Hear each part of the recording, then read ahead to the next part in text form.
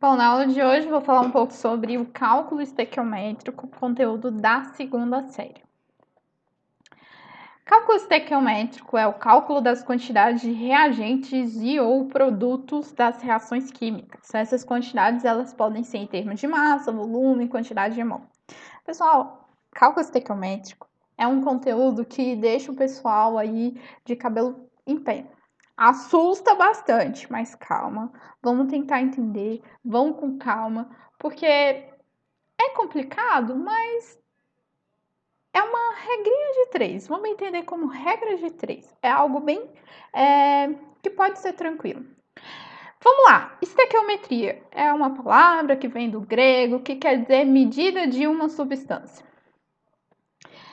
Eu coloquei aqui uma imagem que mostra uma balança ali, Lavoisier, Proust, porque a gente vai levar em consideração essas duas leis ponderais, principalmente essas duas leis ponderais, que é a lei de Lavoisier e a lei de Proust. A gente vai falar um pouquinho sobre elas.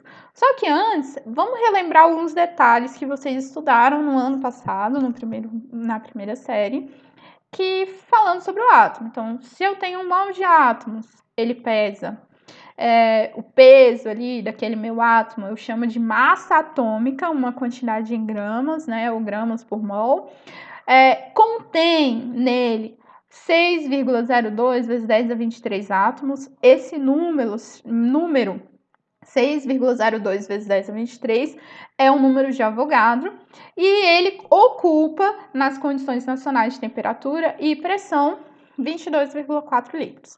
Bom, essa informação a gente precisa ter em mente e vocês já estudaram em algum momento, mas aqueles que não lembram, tá aí, leve em consideração isso, que sempre que você tem um mol de átomos, você tem um valor de massa atômica, você tem 6 vezes 10 a 23 átomos e ele ocupa 22,4 litros se ele disser que está na CNTP.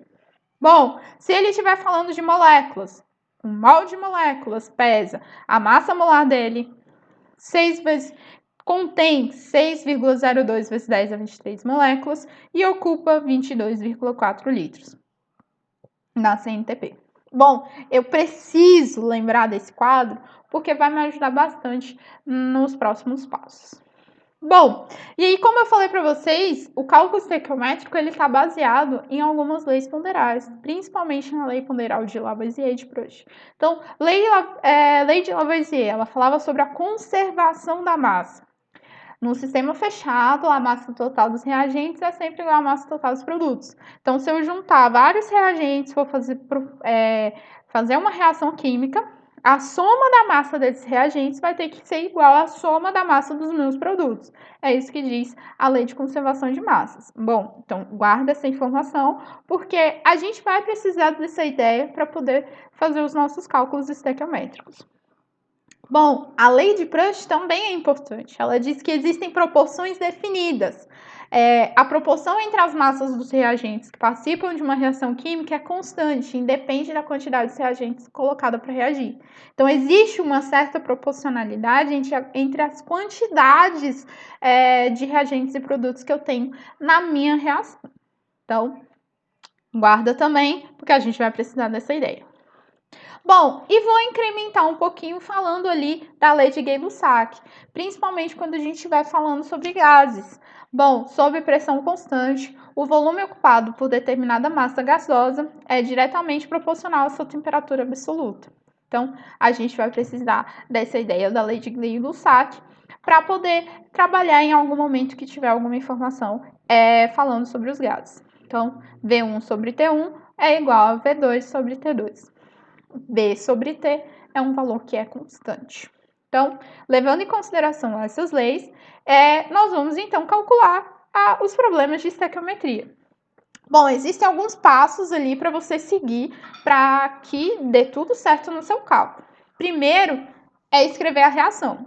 Por que escrever a reação? Porque nem sempre os problemas, os exercícios de vestibular, no Enem, eles vão te dar a reação bonitinha para você poder efetuar o seu cálculo. Às vezes isso vai estar uma informação em texto, então você precisa montar a sua reação. Depois, você precisa balancear os coeficientes. Por quê? Se não tiver balanceado, esquece, porque vai dar errado. Então, você precisa verificar se na sua equação, mesmo se o exercício te der essa equação, você precisa verificar se ela está balanceada, porque é importante que os coeficientes estejam balanceados para que a gente consiga ali fazer essa relação, os cálculos estequiométricos. Depois que eu balanceei os coeficientes, então eu vou relacionar essas quantidades com as quantidades de mol, a quantidade dos coeficientes com a quantidade de mol. E depois eu descubro ali o que o problema está me pedindo. Então, vamos lá. Eu trouxe aqui como exemplo essa reação N2 mais 3H2, que forma 2NH3. Síntese da amônia. Pessoal, ela já é uma reação que está balanceada. Se vocês conferirem aí, ela está balanceada. Então, eu escrevo a minha equação, balanceio ela, está balanceada aí no exemplo, e eu tiro algumas informações. A primeira informação que eu posso tirar é a quantidade de mol. Cada um dos coeficientes estequiométricos, dos númerozinhos que eu utilizei para balancear a quantidade de moléculas que eu tenho nessa reação, vão me corresponder à quantidade de mols. Então, no N2 não tem nada escrito, é porque é 1. Então, eu tenho 1 mol. H2, 3 mols. NH3, 2 mols. Então, a partir dos coeficientes estequiométricos, eu tiro automaticamente a quantidade de proporção em mol. Bom, depois disso, eu posso tirar outra informação, que é o número de massa.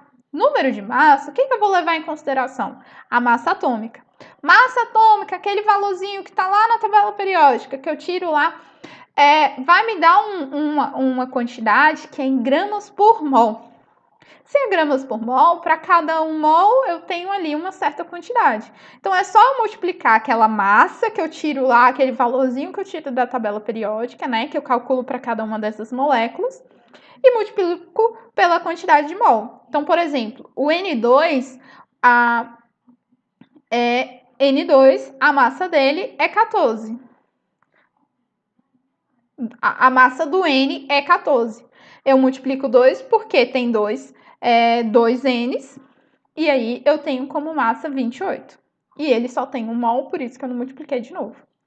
Próximo, H2. A massa atômica do H é 1, só que tem 2, é H2. Então, eu multipliquei por 2, que dá 2. E eu tenho 3 mols, então eu multiplico 3 por 2, que dá 6 gramas ali do H2. Próximo, NH3. N é 14, mais 3 vezes 1, que é 3, que dá 17. Como eu tenho 2 mols, multiplico por 2, dá 34. Então, eu tenho 28 gramas de N2, 6 gramas de H2 e 34 gramas de NH3. Então, eu poderia já colocar simplesmente essa informação, que é a quantidade de proporção em massa dessa minha equação. Bom, já tenho o número de mols, já tenho massa, e eu posso tirar também a quantidade de moléculas. Se para cada 1 mol eu tenho 6 vezes 10 a 23 moléculas, então é só multiplicar a quantidade de mols pela quantidade que corresponde ao número de Avogadro. Então, N2 é 1 mol, 6 vezes 10 a 23.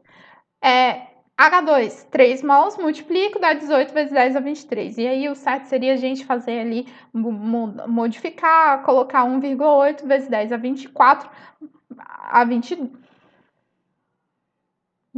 mas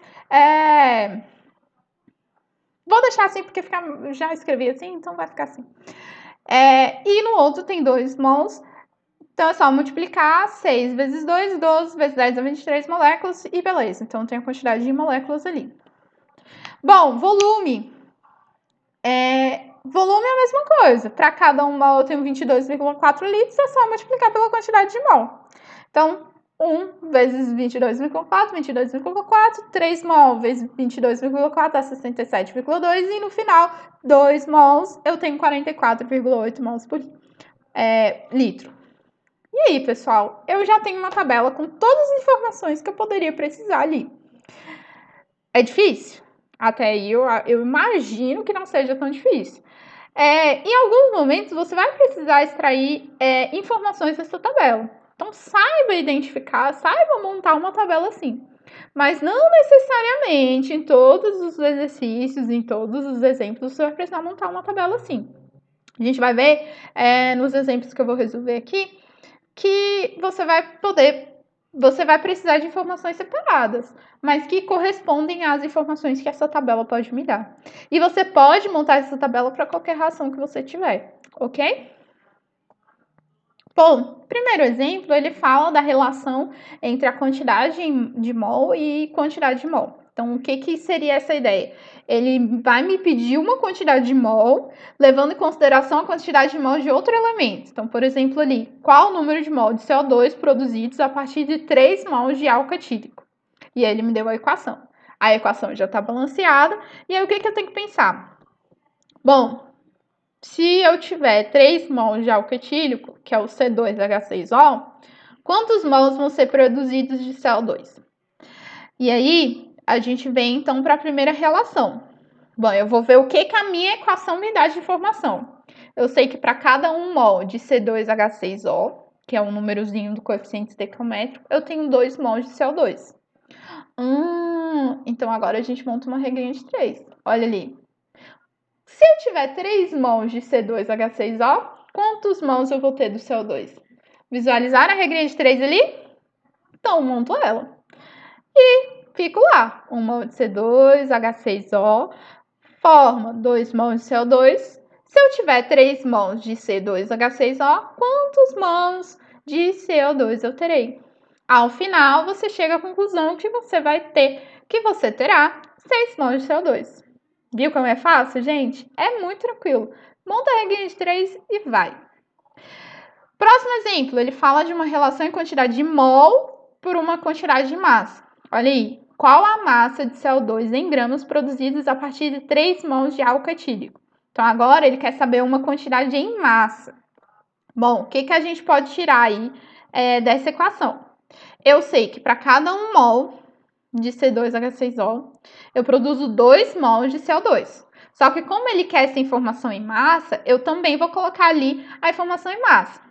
Eu primeiro calculo a massa atômica do CO2, que eu já deixei ali, que é 44. E como eu tenho 2 mols dela, eu multiplico por 2, e aí eu tenho no final 88 gramas. Então, para cada 1 mol de C2H6O, que é o álcool etílico, eu produzo 88 gramas de CO2. E aí, vem a pergunta. Então, se eu tiver 3 mols de álcool etílico, quantas gramas vão ser formadas de CO2? Monto a minha regrinha de 3 e descubro o meu resultado. 264 gramas de CO2. Viu como é simples, gente? Muito tranquilo, né? Vamos lá. Relação massa-massa. Bom, agora ele quer saber a massa de CO2 produzida a partir de 138 gramas de álcool etílico. Bom, pegar o ritmo, a gente vai colocar então ali as informações que a minha equação me dá. Então, eu sei que 1 mol de álcool etílico forma 2 mols de CO2. Bom, transformando isso em massa, eu calculo a massa atômica do álcool etílico, né, de C2H6O, que eu já calculei, deixei aí, 46. Como eu só tenho 1 mol dela, é simplesmente 46. E do outro lado, a massa atômica é 44. Como eu tenho 2 mols, eu multiplico por 2, que dá 88. Com isso, é só eu colocar a informação que o problema me pediu para descobrir. Se ao invés de 46 eu tiver 138 gramas, quanto que eu vou ter de CO2? Regrinha de 3. E no final, eu encontro o resultado que, coincidentemente, foi o mesmo resultado da questão anterior, 264 gramas de CO2. E aí, gente, tá tranquilo, né? Muito tranquilo. Bom, relação massa-volume.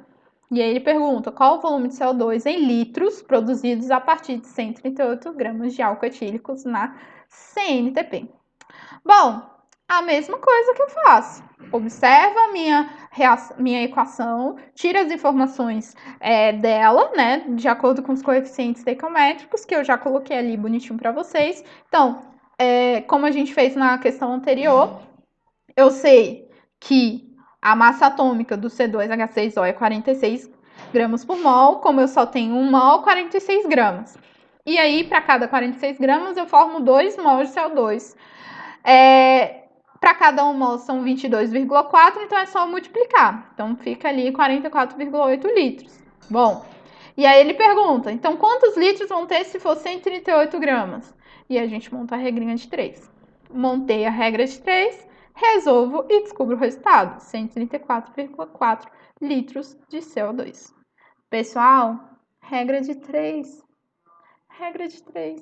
Tranquilo, né, gente? Nada de bicho de 7 cabeças. E para a gente encerrar, relação número de moléculas, ou massa, volume, ou qualquer coisa que ele te perguntar ali. Bom, ele perguntou aqui massa e moléculas. Então, qual a massa de CO2 produzidas a partir de 1,8 vezes 10 a 23 moléculas de álcool etílico? Bom, a gente vai seguir a mesma lógica das outras questões. Eu pego as informações da minha equação, de acordo com os coeficientes estequiométricos que foram balanceados. Então, eu sei que tem 1 mol de C2H6O e 2 mols de CO2. 1 mol tem quantas moléculas? 6 vezes 10 a 23 moléculas, que eu coloquei a informação ali. Do outro lado, como ele quer que eu descubra um valor em gramas, né, de massa, então coloco ali a massa que a gente já usou nos outros exercícios, que é 44 vezes 2, que dá 88 gramas. E aí, o que o exercício quer que eu descubra?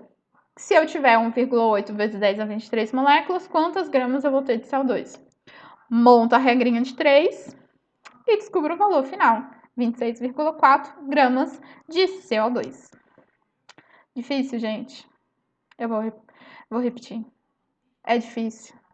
Não é difícil, gente. É tranquilo, tranquilo, não desesperem.